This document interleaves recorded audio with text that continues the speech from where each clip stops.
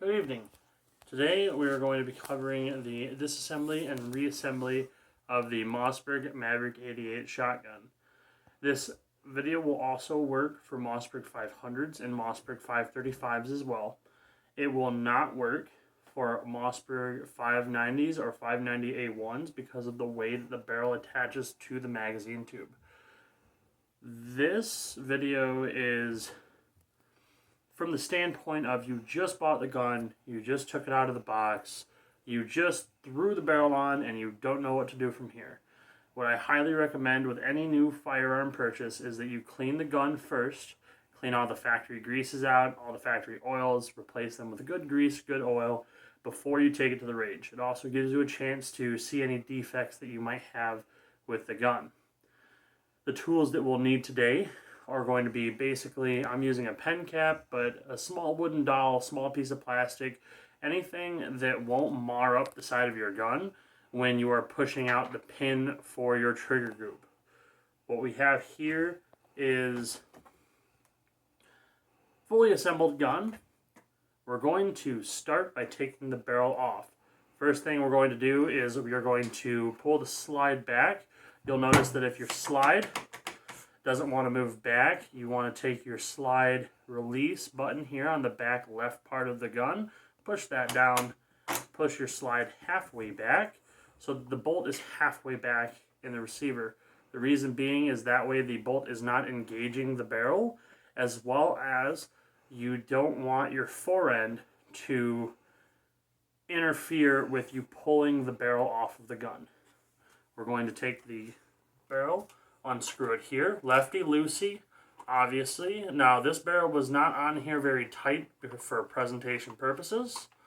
Going to pull the barrel off, and you are set here to set the barrel aside. Now if this is your first time using the gun, a lot of times the gun comes with what we call a shell limiter or a magazine tube limiter, and that should already be pre-installed in the gun. Now, if you're using the gun for home defense, you're going to want to remove that. If you've got it for bird hunting, waterfowl hunting, you're going to want to keep a hold of it, but you don't necessarily need it in the gun at all times. How to remove the shell limiter is easy. You can hear, as I move this around, you can hear it bounce around in here. You're going to, if you see here, the front end of this magazine tube has a hole. You're going to turn the whole gun down, shake it lightly, and you can see that the wooden dowel has popped out. You then just pull this wooden dowel out of the magazine tube. Now, something to keep in mind, it is a dowel with 2 rubber grommets on either side. If it only comes out with 1 rubber grommet, there's a chance that one of the rubber grommets is still stuck in the magazine tube, and that could cause malfunctions. I would recommend taking to a gunsmith if that happens. A lot of times it does not. From here, what we're going to do is we are going to pop our trigger group pin out here. And now that that is out, we are good to remove the trigger group. Now, there's a specific way to do this. You want to lift up on the back end of the trigger group and then pull backwards. The reason being is because here and here on the receiver, there are grooves that are milled into the receiver to coincide with small areas on the front end of the trigger group to hold the trigger group's front end in. If you try to yank straight up on the trigger group, you're obviously going to have problems, and you could possibly damage your trigger group. So always make sure that you're pulling the trigger group up and back. Set that trigger group aside for now. Now it's already fallen out, but what you have here is you have your shell stop. You can always tell if this is your shell stop because it looks like a big rectangle with a smaller rectangle on the front end. You also have on the other side your shell interrupter.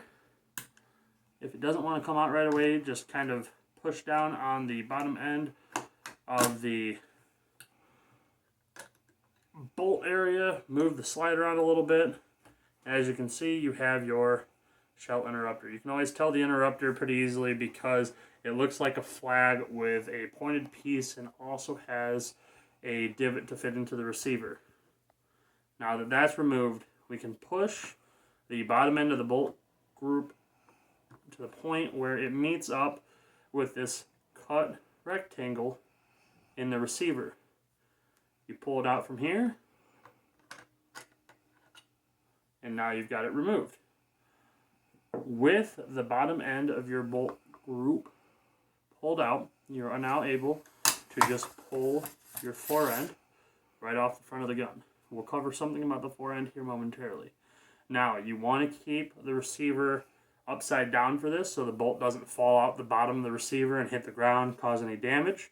But you're going to lift up your lifter and push the bolt forward ever so slightly and right out the front end of the receiver. There is your firing pin assembly and the bolt.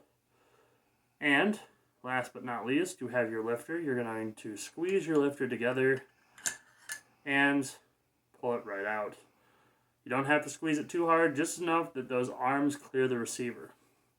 You now have a completely disassembled Mossberg Maverick 88. Some things to take a look at. You can always take a look at these if you don't have the ability to. This is your fore end. Now this is a pinned fore end. What that means is you have action bars on either side of the fore end that are pinned into the fore end itself. There is not a slide action tube that you put a fore end on. That is important to note because if you're going to upgrade your fore end at any time, you are going to have to buy a slide action tube in order to upgrade to, say, a Mossberg 500 fore end. Most Mossberg 500s are going to come with a slide action tube. It's part of the reason why they're slightly more expensive. And at the end of the day, this does work fine for what it is, but it does take away from your ability to upgrade things. Don't mind a little bit of my family member here. Gigi, if you would mind walking off the edge of the frame here, honey. There we go. As you can see, when you're working with cats, everything is interesting. Now, in order to put this gun back together, it's basically the reverse of what we've just done. So, we're going to flip the gun upside down again. We're going to take our lifter. Make sure the tongue of the lifter right here is facing up and facing towards the magazine tube. You're going to slightly pinch the lifter together, and you're going to find the holes the lifter fits into on the frame here and on the other side as well. Once that is in, the lifter is good to go. Now you have your barrel lug on your bolt here. You're going to want to press that down before you put your bolt back in, because this likes to stick out and it likes to put the bolt at a strange angle on the gun. You're going to slip that bolt back in there, and once it's in, it should be good. So we're good there. You're going to move it about halfway back, because the next thing you're going to do, you see your slide action bars here, there are divots on either side. Those actually interface with the bottom end of the bolts that fits on top. So we're going to slide our fore end and our slide action bars back onto the gun. And this kind of takes a second because you have to kind of fiddle with the arms as you are putting them in so they line up and they go in. Even when they get in, they can cause trouble. Luckily for me, I didn't have that issue this time. Now, you take the bottom end of your bolt, you slip it right back in to where it goes, and you just move the slide until it fits all the way in. Press down on the bottom end to put some pressure on. You can make sure everything is correct because it's moving. Always make sure when you're doing that you keep pressure on the bottom end of that, or you're just going to pop it right back off and you're going to be back to square one trying to put that down in there. Now, from where we're at here, we're going to take our interrupter here. We're going to put that back in to the side over here, and you can always tell what side it goes on because there is actually a cutout on the receiver for it. We're going to take the shell stop, put it in on the other side. Now these aren't meant to be held in by anything but the trigger group, so they are going to kind of protrude out a little bit, but as long as they're not protruding out a lot, you should be good. And take your trigger group here, make sure that when you're putting it back into the gun or when you're taking it out that it's on safe, because you don't want to actuate the trigger and have that hammer pop up and cause any damage to the trigger group or the gun. It's highly unlikely, but it's better just to avoid that happening at all. You're going to find those two ridges in the front, make sure they fit in there, and you're going to pop that trigger group right back in so it's flush with the receiver. We're going to pop our retaining pin back in, and the gun is pretty much assembled from this point. Now we're going to function test the gun. You're going to clean the barrel, you're going to put the barrel back on the gun.